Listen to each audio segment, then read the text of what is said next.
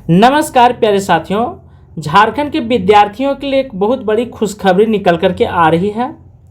वाराणसी का अभ्यर्थी पर्चा लीक में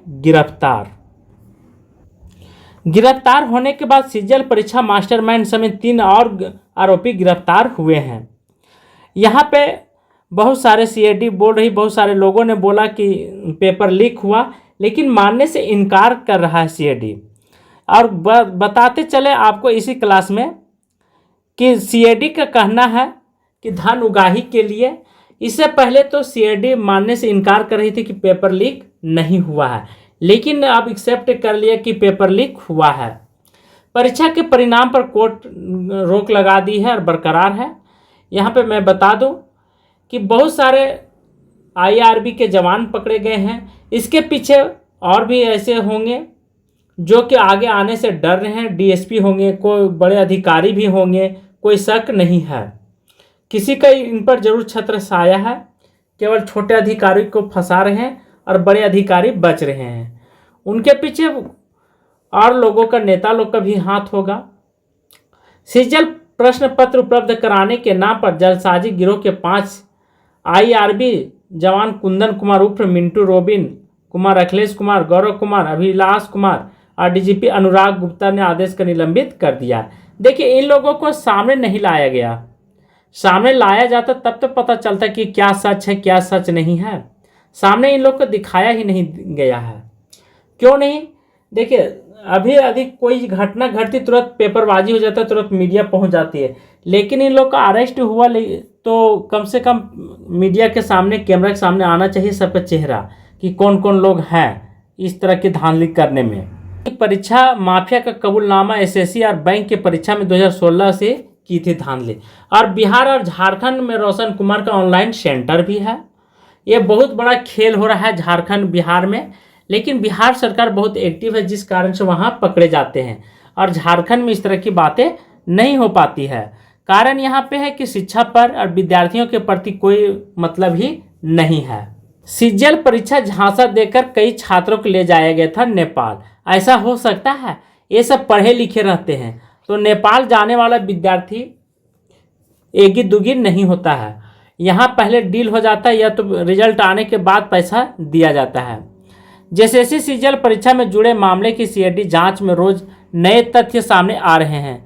जांच में अब यह पता चला है कि पेपर लीक उपलब्ध कराने का झांसा देकर नेपाल के वारीगंज ले गया था। वहां पे अलग अलग परीक्षार्थियों ने कई सवाल रटवाए गए थे और सीआईडी ने नेपाल गए 28 छात्रों को चिन्हित भी किया है। इनमें से 10 परीक्षा में सफल हुए हैं। सोचिए, यहाँ पे सीआईडी किसी न किसी रूप से बचा रही है। सीआईडी को, एसआईटी को अब तक के साक्ष्य मिले हैं, जिसके मुताबिक जो गिरोह पूरे फर्जीवाड़े में पकड़ा गया था उसका मुख्य माइंड से परीक्षा पेपर उपलब्ध कराने के नाम पर ठगी करने का रहा है। बिहार के कई प्रतियोगिता परीक्षा के नाम पर भी इस गिरोह के अभ्यर्थी ने इसे इसी तरह से झांसा देकर के धन उगाही का साक्ष्य कहा गया है। मतलब सीआईडी कर रही कि धन उगाही। अब धन उगाही क्या होता है? ऐसा थोड़ी कि धन उगाही दूसरे जगह पर ऐसी किया जाता है। उसी तरह के धन उगाही का मतलब होता है क्वेश्चन बेच करके अपने पैकेट में पैसा लाना ही धन उगाही होता है। जानकारी के अनुसार एसआईटी को अब तक पेपर लीक के कोई भौतिक और तकनीकी साक्ष्य नहीं मिले हैं। एसआईटी ने जेएसएससी और परीक्षा कराने वाले एजेंसी से मास्टरमाइंड अन्य संदिग्धों से संबंध में पहलुओं पर भी जांच की, लेकिन आयोग के किसी कर्मी और परीक्षा कराने वाले एजेंसी से आरोपी का कोई संबंध भी नहीं मिला है, ये कहना है। सोचिए, इस तरह का कथन निकल करके आता और इतने बड़े अधिकारी सीआईडी देती है, तो कहीं ना कहीं सीआईडी भी नहीं चाहती है, अफसर लोग भी नहीं चाहते हैं कि सीजीएल परीक्षा रद्द हो। उगाही के भी साक्ष्य मिले। सोचिए, एसआईटी के गिरफ्तार आईआरबी जवानों और मास्टरमाइंड संदीप त्रिपाठी उर्फ शशि भूषण दीक्षित के मोबाइल फोन से छात्रों से उगाही के साक्ष्य मिले हैं। लेन देन में जिन बैंक खातों का इस्तेमाल किया गया उसे भी एसआईटी ने चिन्हित किया है। अब धन उगाही किया जा रहा है। मैं बता दूं आप सभी को कि क्या यहाँ पे कोई सार्वजनिक काम हो रहा था जो धन उगाही करने गए थे सब? ऐसा कुछ नहीं है। एक केवल गोल मटोल आंसर देने का एक प्रक्रिया है। चालाकी भी, सांप भी मारा जाए और लाठी भी न टूटे, ये कहना है सीआईडी का। एक जवान की तलाश जारी है। आईआरबी के एक जवान को भी एसआईटी तलाश कर रही है।